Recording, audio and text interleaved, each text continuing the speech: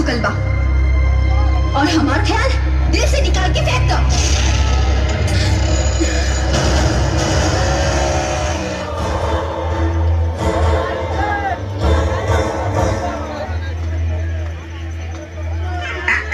अरे तुम्हारे रुका मरते कहीं के राजा भैया आई है घूम है कुठई है सीलो उहे तोड़ी। अरे ही ना राजा भैया आ गए। कौन के पिया सब आज हम ना पिया। ए राजा साचो ना पीबा का हो। एक बार कह देनी ना पिया बात समझ में नहीं क्या आवा। बाप रे बाप तावा नियर गरमात बाड़े। हम बतावता जब से उस साली स्कूटर वाली इनका के झपड़िया दे बिया तब से इनका दिमाग में शॉर्ट सर्किट भइल बा। ये कौन है डमरू लड़की बड़ा मां कचकच मार करातिया काल फिर खेल लियो जाए और उही सड़क पर सामूहिक मजा ले लियो जाए। चुप एकदम चुप। एकरा आगे एक शब्द ओकरा बारे में बोल ले ना कहीं को तलाव तोहरे गड़िया में धंस दे साले।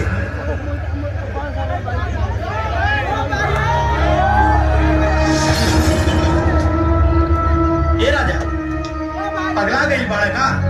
अरे गाली ओकरा के देत बाड़े सन और जरूरत तोहार काहे बा हैं? जरा था राजा के दिल जरा था। मानस गांव पे मगर छोटी यहाँ लगल बा। राजा के ओकरा से प्यार हो गई बा। जब से ओकरा के देखले बानी ये दिमाग में सलीमा के जैसा घुमतिया ना नींद आवता ना चैन। पागल हो जाए हम पागल हो जाए। ये राजा भैया ढेर सन का मत हमार बात सुनो ना आगे सोच लो ना पीछे तब से प्यार हो गई। उलेकी के बारे में सपना देखल छोड़ दो भैया काहे कि उलेकी की सगाई हो चुकी।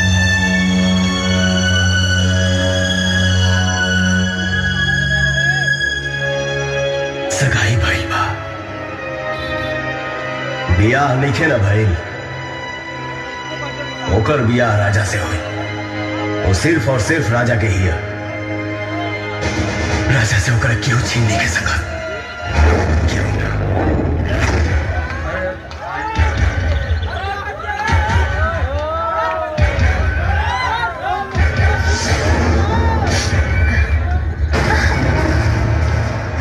तू अब यहाँ तक भी पहुंच गई ना तोहरा के कहले रहनी ना जो तू चाहता ना वो नहीं एगो अंगूठी पहिरा दिला से अगर तू ओकर हो जाएगो तहिला हमारा हाथ से पहिला अंगूठी तब तक तू हमारा हो जाएगो ना।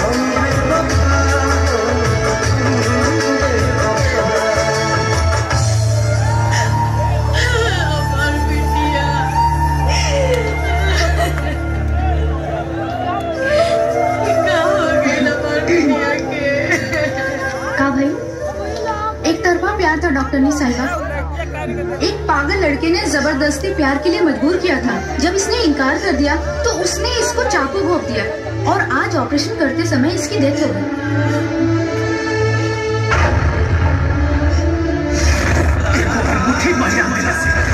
अगर तुम होकर हो जाएगी तहिला हमारा हाथ से पहिला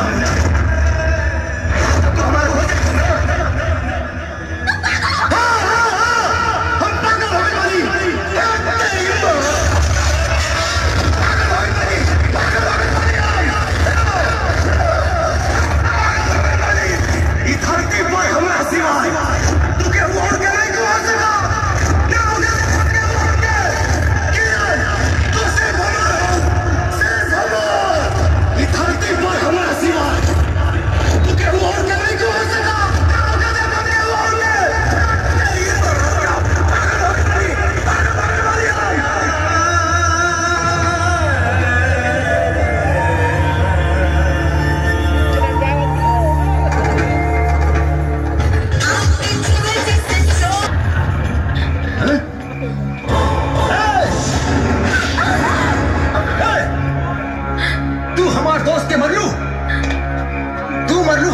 के। तुम्हारे होके वाली पत्नी से ऐसे तरीके से बदतमीजी करा था और तूने की पसंद नहीं चीज। अरे का बदतमीजी कैलो हमार दोस्त? हमार दोस्त तरी तोहरा संगे नाच कर लेला तब बदतमीजी हो गई। इडियट।